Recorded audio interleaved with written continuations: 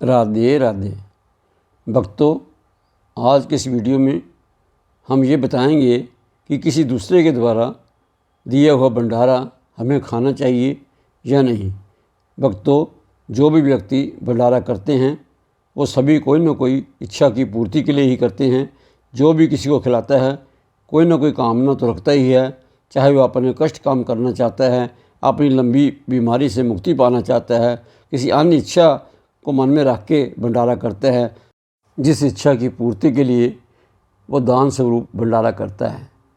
जब आप भंडारा खाते हैं तो वो जो भी उसे कष्ट है भंडारा करने वाले को, जिसकी निवृत्ति के लिए वो भंडारा कर रहा है, तो उस पाप के कुछ अंश के भागीदार आप बन जाते हो।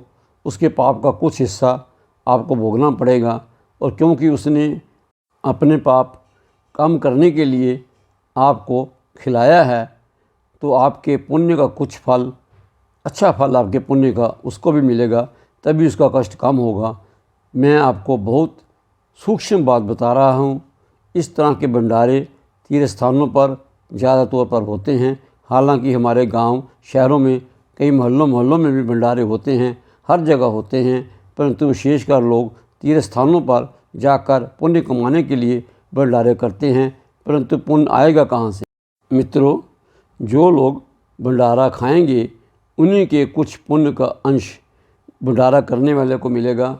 वो बात अलग है कि अगर हम किसी को जो अत्यंत भूखा है और उसे हम अन्न दान करते हैं, उसे हम भोजन खिलाते हैं, उसका जो आशीर्वाद हमें मिलता है वो हमें बड़े से बड़े कष्ट से बचा सकता है। भक्तों, अन्न दान सा दान नहीं, तिथि द्वादशी समान, गायत्री सा मंत्र नहीं, देव न कृष्ण समान। गायत्री से बढ़कर कोई मंत्र नहीं और माँ से बढ़कर कोई देव नहीं। भूखे को भोजन और प्यासे को पानी महादान माना गया है। भक्तों, एक शब्द में इसका मैं उत्तर दूं तो नहीं खाना चाहिए, किसी को भी नहीं भंडारा खाना चाहिए। भोजन कब किया जाता है, कहाँ किया जाता है? आप भूखे हो, भोजन चाहिए, मगर क्या भोजन करेंगे, किस जगह पर करेंगे, कहाँ करेंगे, क्या आप जानते नहीं? तो सुने। आपने महाभारत पढ़ी सुनी तो होगी। भक्तों, जब भगवान श्री कृष्ण जी दुर्योधन की सभा में शांति प्रस्ताव लेकर गए तो दुर्योधन ने कहा कि आप आज का भोजन हमारे यहाँ करेंगे। तब श्री कृष्ण ने कहा, सारे सभासद ध्यान से सुनने लगे। श्री कृष्ण ने कहा कि भोजन दो परिस्थितियों में किया जाता है। एक तो जब भयंकर भूख लगी हो, भूख के कारण प्राण संकट में हो, तो कहीं भी कैसा भी भोजन आप कर सकते हो, जैसे भंडारा, दान वगैरह कुछ भी ले सकते हो। दूसरी परिस्थिति भक्तों वो है जब कोई आपको प्रेम से आग्रहपूर्वक भोजन के लिए आमंत्रित करे तो।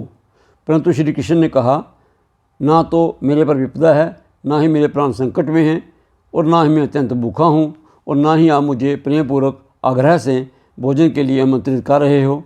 श्री कृष्ण भगवान ने कहा कि ना ही मैं विपदा में हूँ भूख के कारण, और ना ही आप प्रेम से मुझे भोजन खिलाना चाहते हो, इसलिए मैं आपके यहाँ भोजन नहीं करूँगा।